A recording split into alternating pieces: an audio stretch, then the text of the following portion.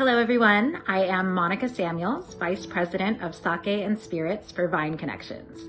We are a wine and Japanese sake importer and currently represent 18 artisan sake brewers throughout the islands of Japan. Sake is the national beverage of Japan, and although it's often mistaken for a wine due to its appearance and alcohol content, sake is actually brewed and follows a production process more similar to beer. I'll give you a very brief overview of the sake making process.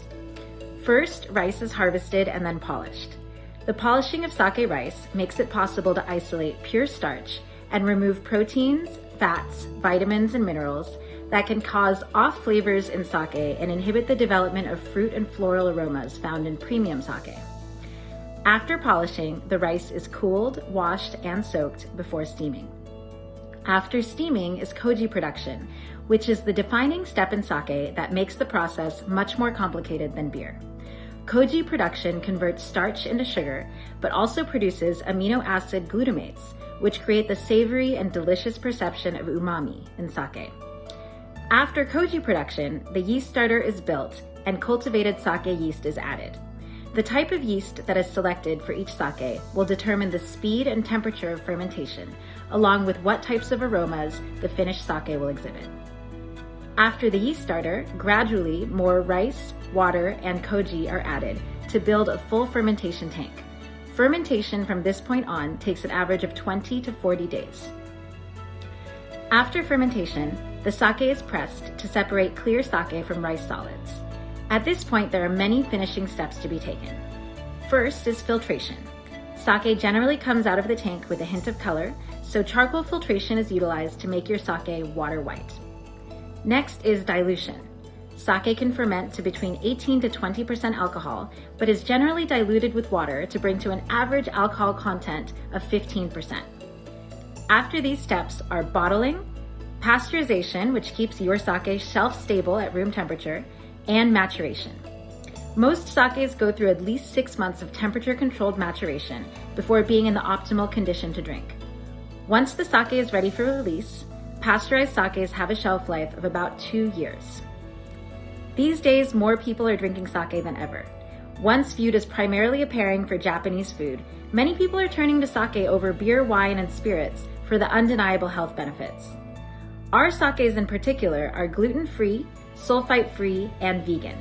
Sake also has no tannins, which can cause headaches and stomach pains, and no tartaric acid, which is the main culprit for heartburn and erosion of teeth enamel. The amino acids in sake are also scientifically proven to improve sleep quality, increase energy, promote bone density, and beautify skin. Along with the health benefits, people are also realizing how incredibly versatile sake is with food. While the iron in seafood or the bitterness in green vegetables and herbs can create conflicts with certain wine pairings, sake is a delicious solution to showcasing many of these popular food groups. Michelin-starred restaurants across the world have also discovered the way that sake can amplify the delicious umami in their dishes, and you'll find sake on wine lists of restaurants that range from French, Italian, to African. With that background, I'm delighted to introduce you to Ryoko.